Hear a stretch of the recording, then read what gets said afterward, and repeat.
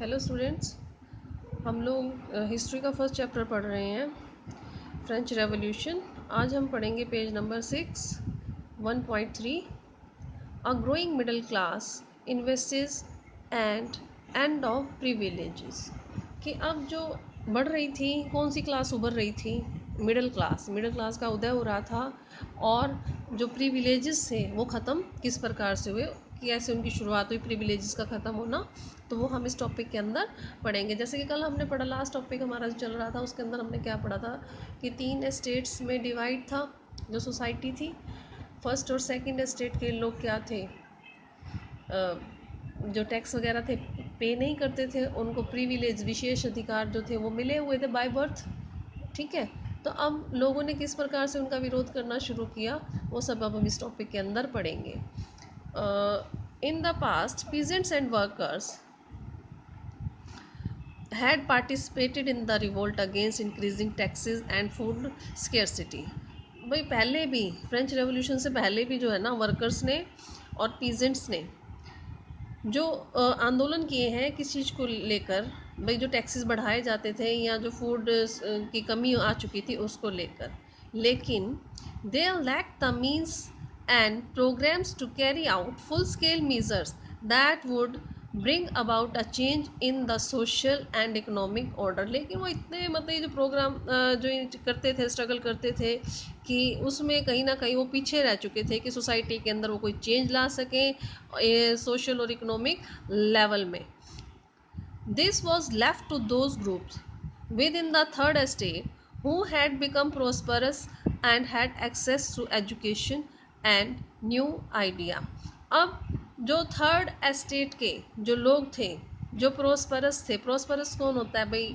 Wealth में ठीक थे, अच्छी वेल्थ थी उनके पास, समृद्ध थे, और जो एजुकेटेड लोग थे और जिनके पास जो नए न्यू आइडियाज़ थे, वो लोग अब इस चेंज को करने के लिए जो आगे आए, भाई सोसाइटी के अंदर सोशल और इकोनॉमिक चेंजेस आए, इक्वालिटी आए।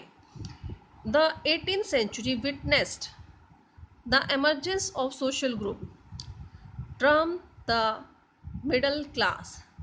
जब 18 सेंचुरी किस चीज़ की गवाह है, किस चीज़ के उदय की? जो सोशल ग्रुप एक नया उदय हो रहा था, जिसमें कौन लोग थे? मिडल क्लास के लोग थे, who earn the wealth through an expanding overseas trade and from the manufacture of goods. अब वो लोग अपनी वेल्थ, उनको धन कहाँ से उन्होंने कमाया था? एक तो ओवरसीज ट्रेड करके, ठीक है, और दूसरा चीज़ों की मैन्युफैक्चरिंग करके। सच एज, अब किस तरह की चीज़ें मैन्युफैक्चर, जैसे वुलन, सिल्क, टेक्सटाइल, और दूसरे जो चीज़ें वो एक्सपोर्ट करते थे, उससे उन्होंने पैसा कमाया।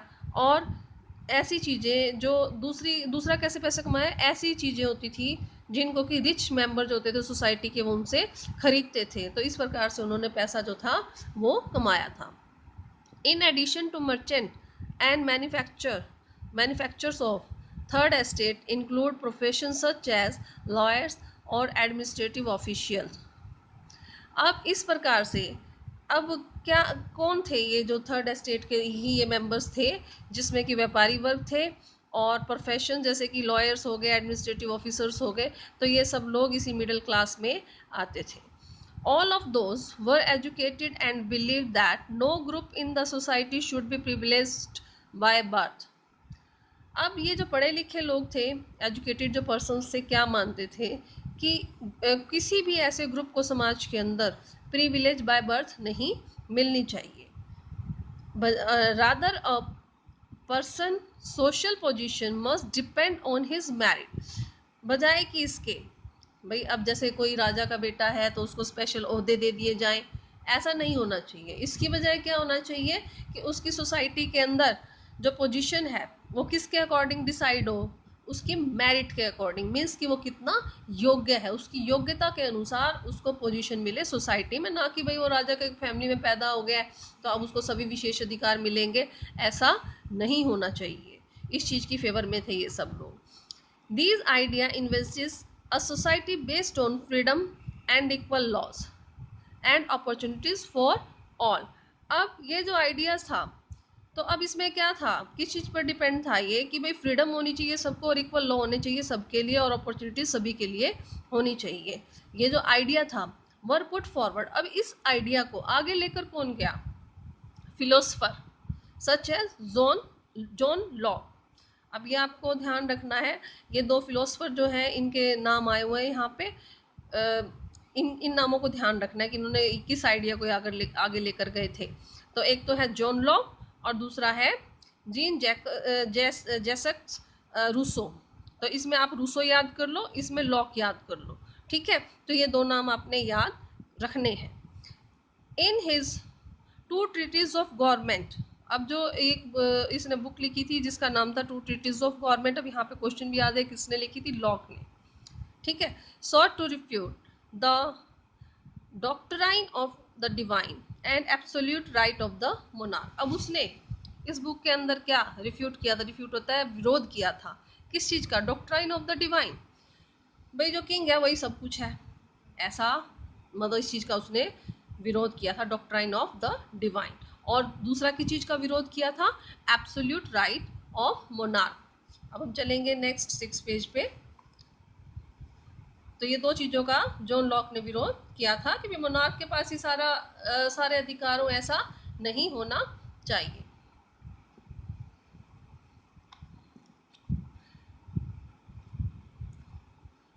Rousseau carried the idea forward, proposing a form of government based on the social contract between people and their representatives।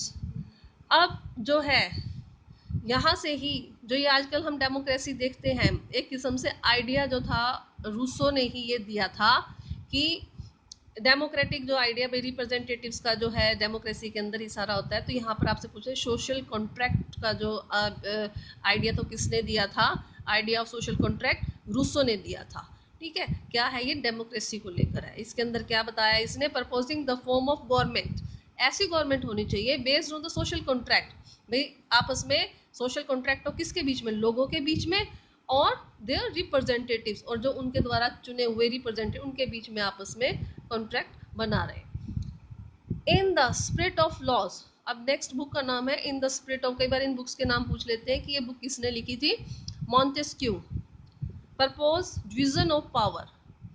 अब इस बुक के अंदर जो मॉन्टेस्क्यू जो नेक्स्ट फिलोसफर थे उन्होंने किस चीज़ को आगे लेकर आए, वो division of power, power sharing का। जैसे आप आगे टॉपिक पढ़ोगे उसमें क्या है, जैसे अब आपने ये पढ़े भी हुए लेजिस्लेटिव, एग्जीक्यूटिव और जुडिशरी, 8 क्लास में भी आप लोगों ने पढ़ा हुआ है क्या है इनके बीच में पावर को डिवाइड किया गया है। तो ये आइडिया किसने दिया था, मॉन्टेस्क्यू ने, कि इस गवर्नमेंट इस प्रकार की होनी चाहिए कि इसके अंदर लेजिस्लेटिव हो, एग्जीक्यूटिव हो और जुडिशरी हो, और पावर इन तीनों के बीच में डिवाइड हो। This model of government was put into force in the USA. और ये जो मॉडल था यही तीन लेजिस्लेटिव, एग्जीक्यूटिव और जुडिशरी के अंदर पावर शेयरिंग का, ठीक है। इस मॉडल को किसने मतलब कि इम्प्लीमेंट किया, यूएसए ने। कब किया, जब हमने स्टार्टिंग में जो लास्ट वीडियो में पढ़ा था, जब इसकी जो 13 कॉलोनीज थी उन्हें ब्रिटेन से आज़ादी मिली थी, तब उन्होंने इसी मॉडल को अपनाया था। The American Constitution and its guarantee of individual right was an important example for the political thinkers in the France. ये जो अमेरिकन जो कॉन्स्टिट्यूशन था और इसके अंदर जो हर एक व्यक्ति को राइट्स दिए गए थे, गारंटीड जो राइट्स दिए गए थे, ये एग्जाम्पल थे। ये जो पॉलिटिकल थिंकर्स थे, जो ये फिलोसफर थे, मॉन्टेस्क्यू हो गए, लॉक हो गए, ये जो फ्रांस के, इनके जो आइडियाज़ के ही ये एग्जाम्पल आगे थे, जो ये इनका कॉन्स्टिट्यूशन इन्होंने बनाया था, वो उन्हीं आइडियाज़ को अडॉप्ट किया था। Last paragraph, the idea of this philosopher. अब जो ये आइडियाज हैं इन फिलोसफर्स के, वर डिस्कस्ड इंटेंसिवली, बहुत ज़्यादा इनके बारे में डिस्कस किया जाने लगा। भाई ये आइडियाज़ आए हैं और वाकई ठीक आइडियाज़ हैं और ऐसा ही होना चाहिए, तो लोग इनके आइडियाज़ को डिस्कस करने लगे बहुत ज़्यादा। कहाँ पर, सैलून्स के अंदर, कॉफ़ी हाउसेस के अंदर, and spread among peoples through books. और ये आइडिया लोगों के बीच में फैल गए किस तरीके से, बुक्स के जरिए और न्यूज़पेपर के जरिए। These were frequently read aloud in groups for the benefit of those who could not read and write। अब ये जो आइडियाज थे इनको बहुत जोर जोर से ग्रुप्स के अंदर पढ़ा जाता था। किस लिए पढ़ा जाता था? ताकि उन लोगों को बेनिफिट मिले जो लिखना पढ़ना नहीं जानते, उनको भी इन आइडियाज के बारे में पता चले। The news that Louis 16 planned to impose further taxes to be able to meet the expenses to the state generated anger and protest against the system of privileges। अब जो लुई 16 ने जो प्लान बनाया था कि जो टैक्सेस हैं उनको और ज़्यादा बढ़ा दिया जाए ताकि वो अपना एक्सपेंसेस जो उसके हैं उनको निकाल सके, और इससे क्या हुआ, लोगों में जनरेटेड एंगर, गुस्सा बहुत ज़्यादा आ गया और उन्होंने ये जो प्रिविलेज का सिस्टम था ना इसके खिलाफ प्रोटेस्ट करना शुरू कर दिया।